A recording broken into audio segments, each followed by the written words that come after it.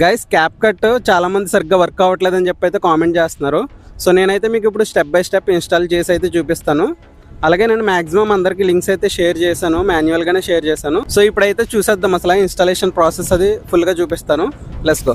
So నేను మీకు send చేసిన లింక్ మీరు క్లిక్ చేస్తే సో మనకి ఈ టైప్లో క్రోమ్ బ్రౌజర్లోకి అయితే వెళ్తుంది. సో ఇక్కడ కనిపిస్తుంది కదా cap cut pro latest version. Click చేసుకుంటే మనకి క్యాప్ కట్ అయితే ఇన్స్టాల్ అయిపోద్ది. మీరు ఇక్కడ చూసుకోవచ్చు, నేనైతే ఇప్పుడు ప్రజెంట్ ఎటువంటి VPN ఆన్ చేసుకోలేదు. లైక్ ఇలాగే కాకపోతే దీంట్లో ఇష్యూ ఏంటంటే మనం ఏమైనా టచ్ చేస్తుంటే ఒక్కోసారి క్రోమ్లోకి రీడైరెక్ట్ అయిపోతుంది. సో అప్పుడు మనం బ్యాక్ ప్రెస్ చేసి మన యాప్లోకి అయితే వచ్చేయండి. చూసారు కదా మనకి ఇక్కడ ఫిల్టర్స్ కానీ ఎఫెక్ట్స్ కానీ అన్నీ అవైలబుల్లో ఉన్నాయి. సో ఇవి అప్లై కూడా అవుతున్నాయి. అప్లై చేశాను కదా, సో సేవ్ కూడా చేసి చూపిస్తున్నాను. ఇప్పుడు ఎక్స్పోర్ట్ కొడుతున్నా. వీడియో అయితే మనకి ఇక్కడ ఎక్స్పోర్ట్ అయిపోతుంది, మీరు చూసుకోవచ్చు. చూసారు కదా.